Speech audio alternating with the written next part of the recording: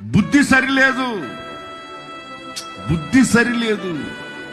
నష్టం కలగజేయడానికి కొరకే ఈ రోజు చాలా మంది ఉన్నారు, కానీ రాజుకు నష్టం కలగకుండా శ్రేష్టమైన బుద్ధి కలిగి నమ్మకమైన వ్యక్తులుగా ఈ రోజు భూతద్దం పెట్టి భూమంతా ఎతికిన, భూతలమంతా ఎతికిన నమ్మకమైన వాళ్ళు, శ్రేష్టమైన బుద్ధి కలిగిన వాళ్ళు, నష్టము కలుగకుండా చేసేవాళ్ళు కనబడటం లేదు.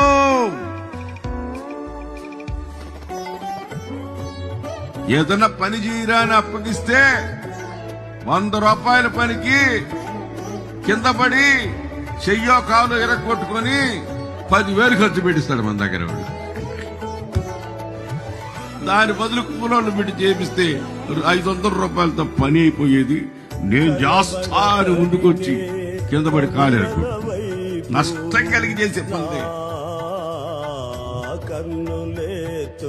ఒక్కటి కూడా ఆదాయం కాకపోతే పర్వాలా, నష్టం కలగకుండా చేసే వాళ్ళు ఎవరున్నారు అని వెతుకుతున్నాడంటే దేవుడు